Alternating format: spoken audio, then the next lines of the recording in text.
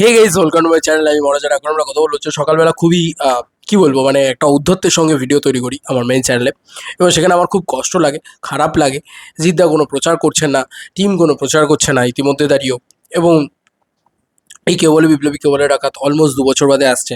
তার release date নিয়ে এত ঝামেলা। একবার বুকমাই শোতে 27শে মে দেখানো হয়, একবার রিলিজিং ইন 2026 দেখানো হয়। এটা একটা গ্লিচই হবে, বুকমাই শোরই কোনো গ্লিচ হবে, বা টিম থেকে হয়তো কোনো গ্লিচ তৈরি হয়েছে।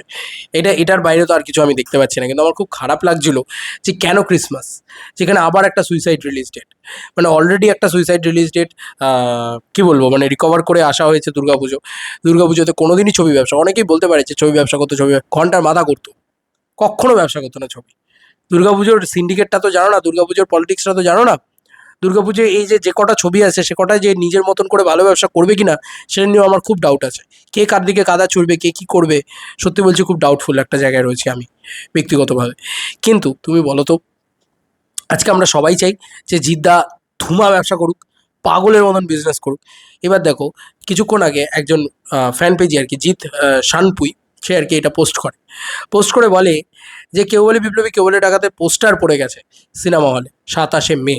এবং 27শে মেই একটা পোস্টার পড়ে যাওয়ার পরে তারপরে আর রিলিজ ডেট চেঞ্জ হয় কখনো?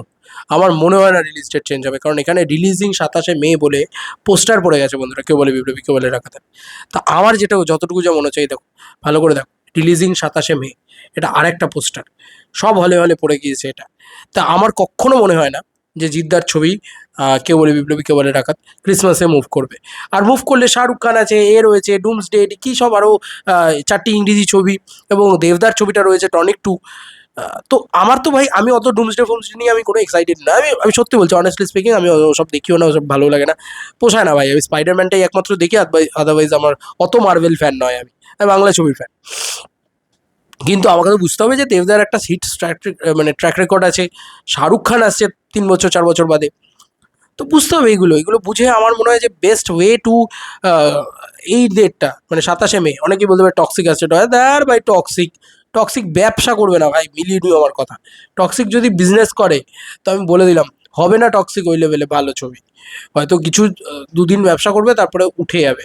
মিলিয়ে নিও আমার কথা, ওই লেভেলে হবেই না, ছবিই ভালো হবে না, আমি এখনই বলে দিচ্ছি। এবং জিদ্দার না অবিলম্বে এবার প্রমোশনটা শুরু করা উচিত। 27শে মে পোস্টার পড়ে গেছে হলে হলে, এবার একটা প্রমোশন শুরু করা উচিত। কিছু ইনোভেটিভ আইডিয়াস, কিছু নতুন আইডিয়াস, নতুন কিছু নিয়ে আসা উচিত। আজকে দেবশুভশ্রী দেশু 7 আজকে গোল্ডেন টিকিট নিয়ে আসছে, নতুন একটা আইডিয়া। মানে বেঙ্গল ট্যুরের পরে তারা আবার একটা নতুন আইডিয়া গোল্ডেন টিকিট নিয়ে চলে এলো। তো আরও একটা নতুন কিছু হয়তো প্রমোশনাল আইডিয়া তারা ক্র্যাক করে নিয়ে পরবর্তীকালে চলে আসবে। তো এত কিছু যখন মানে এই বাংলা ইন্ডাস্ট্রি থেকে পসিবল হচ্ছে, তাহলে কেন ওয়াই নট জিদ্দা করবেন না?